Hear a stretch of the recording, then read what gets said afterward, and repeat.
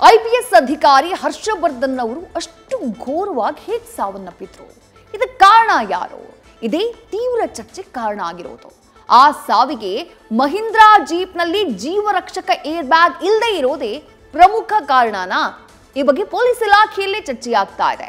ಸ್ವತಃ ಪರಿಸ್ಥಿತಿಯ ಗಂಭೀರತೆ ಬಗ್ಗೆ ಬೆಂಗಳೂರು ನಗರ ನಿವೃತ್ತ ಪೊಲೀಸ್ ಕಮಿಷನರ್ ಧ್ವನಿ ಎತ್ತಿದ್ದಾರೆ.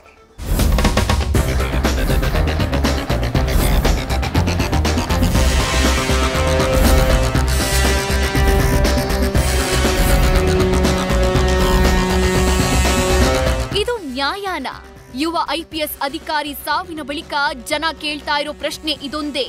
ಇಡೀ ರಾಷ್ಟ್ರದಲ್ಲಿ ಕರ್ನಾಟಕ ಪೊಲೀಸ್ಗೆ ಒಂದ್ ಹೆಸರಿದೆ. ಅತ್ಯುನ್ನತ ತಂತ್ರಜ್ಞಾನಗಳ ಮೊದಲ ಪ್ರಯೋಗ ಶಾಲೆ ನಮ್ಮ ಕರ್ನಾಟಕ. ಆದ್ರೆ ಅದೇ ಹಳೆ ಪೇಪರ್, ಹಳೆ ತಗಡಿನ ರೀತಿ ಶೆಡ್ ರೀತಿ ಇರೋ ವಾಹನಗಳು ಸಾವಿನ ಸರಕಾಗಿವೆ ಅಂದ್ರೆ ಇದಕ್ಕೆ ಯಾರನ್ನ ದೂರ್ಬೇಕು? ಆ ವಿಧಿಯನ್ನ ಅಥವಾ ಈ ಸರ್ಕಾರವನ್ನ, ಇಲ್ಲ ಈ ವ್ಯವಸ್ಥೆಗ? ನೀವೇ ಹೇಳಿ. ರಾಜ್ಯದಲ್ಲಿ ಆರಕ್ಷಕರಿಗಿಲ್ಲ ಸುರಕ್ಷತೆ ಪ್ರಯಾಣ. ಯುವ ಐಪಿಎಸ್ ಹರ್ಷವರ್ಧನ್ ಸತ್ತಿದ್ದೇಗೆ? ಇದು ಕೇವಲ ಸಾವಲ್ಲ ಕಣ್ರಿ, ವ್ಯವಸ್ಥೆ ಮಾಡಿದ ಕಗ್ಗೊಲೆ. ಕರ್ನಾಟಕದಲ್ಲಿ ಸಂಭವಿಸಿದ ಈ ದುರಂತಕ್ಕೆ ಇಡೀ ದೇಶವೇ ಮರುಗಿದೆ. ಭೀಕರ ಅಪಘಾತದಲ್ಲಿ ಪ್ರೊಬೆಷನರಿ ಐಪಿಎಸ್ ಅಧಿಕಾರಿ ಹರ್ಷವರ್ಧನ್ ಸಾವು ಕನ್ನಡಿಗರನ್ನ ಕನ್ನಡಿ ನೋಡ್ಕೊಳ್ಳುವಂತೆ ಮಾಡಿದೆ. ಜೀಪ್ನಲ್ಲಿ ಸುರಕ್ಷತಾ ಕ್ರಮಗಳೇ ಇರ್ಲಿಲ್ವೇ? ಈ ಕಾರಣಕ್ಕೆ ಯುವ ಅಧಿಕಾರಿ ಸಾವನ್ನಪ್ಪಿದ್ರ?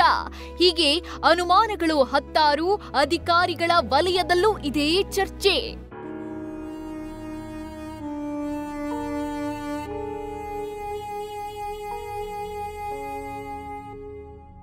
ನಿವೃತ್ತ ಪೊಲೀಸ್ ಕಮಿಷನರ್ ಭಾಸ್ಕರ್ ರಾವ್ ಸಹ ಐಪಿಎಸ್ ಅಧಿಕಾರಿ ಹರ್ಷವರ್ಧನ್ ಅವರ ದುರಂತದ ಬಗ್ಗೆ ಟ್ವೀಟ್ ಮಾಡಿ ತೀವ್ರ ಕಳವಳ ವ್ಯಕ್ತಪಡಿಸಿದ್ದಾರೆ.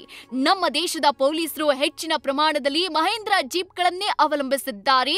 ಆದ್ರೆ ಅವುಗಳಲ್ಲಿ ಜೀವರಕ್ಷಕ ಸುರಕ್ಷತಾ ಕ್ರಮಗಳೇ ಇಲ್ಲ ಅನ್ನೋ ಮೂಲಕ ಚಿಂತನೆ ಹಚ್ಚಿದ್ದಾರೆ. ಕೆಲ ವರ್ಷಗಳಲ್ಲಿ ಬೊಲೆರೋ ಜೀಪ್ ಸ್ವಲ್ಪ ಸುಧಾರಿಸಿದೆ. ಆದರೆ ಬೊಲೆರೋ ಕೂಡ ಎಮರ್ಜೆನ್ಸಿ ರೆಸ್ಪಾನ್ಸ್ ವೆಹಿಕಲ್ ಇರಬೇಕಾದಂತೆ ಇಲ್ಲ. ಜೂನಿಯರ್ ಆಫೀಸರ್ಸ್ಗಳ ಪ್ರಯಾಣಕ್ಕೆ ಖರೀದಿಸುವ ಈ ವಾಹನದ ಸೇಫ್ಟಿ ಸ್ಟ್ಯಾಂಡರ್ಡ್ಸ್ನಲ್ಲಿ ಕಳಪೆಯಾಗಿವೆ. ಸೀಟ್ ಬೆಲ್ಟ್ ವರ್ಕಿಂಗ್ ಇಲ್ಲ, ಏರ್ ಬ್ಯಾಗ್ ಇಲ್ಲ, ಲೆಗ್ ರೂಮ್ ಕೂಡ ಕಳಪೆ, ಡಿಕ್ಕಿ ತಡೆಗೆ ವಾರ್ನಿಂಗ್ ವ್ಯವಸ್ಥೆ ಇಲ್ಲ, ಕಬ್ಬಿಣದಿಂದ ಗಾಯಗೊಳಗಾಗ್ತವೆ, ಏರ್ ಕಂಡೀಷನ್ ವ್ಯವಸ್ಥೆಯೂ ಇಲ್ಲ, ಸೀಟ್ ಅಡ್ಜಸ್ಟ್ಮೆಂಟ್ ಸರಿಯಾಗಿಲ್ಲ. ಈ ವಾಹನಗಳನ್ನೇ ವಿವಿಐಪಿ ವಾಹನಗಳ ಪೈಲಟ್ ಎಸ್ಕಾಟ್ಗಾಗಿ ಬಳಕೆ ಮಾಡಲಾಗುತ್ತೆ. ಗಂಟೆಗೆ 120 ಕಿಲೋಮೀಟರ್ ವೇಗದಲ್ಲಿ ಸಂಚರಿಸಬೇಕಾಗತ್ತೆ. ಆನಂದ್ ಮಹೀಂದ್ರಾ ಕೇಂದ್ರ ಗೃಹ ಸಚಿವರು, ರಾಜ್ಯ ಗೃಹ ಸಚಿವರು ಈ ಕುರಿತು ಪರಿಶೀಲಿಸಿ.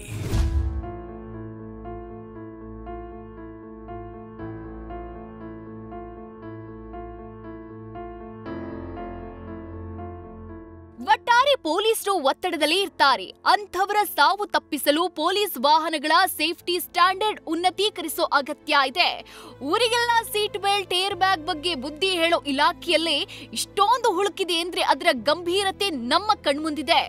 ಜನರ ಪಾಲಿನ ರಕ್ಷಕರಿಗೆ ಸರಿಯಾದ ರಕ್ಷಣೆ ಇಲ್ಲದಿದ್ರೆ ಹೇಗೆ?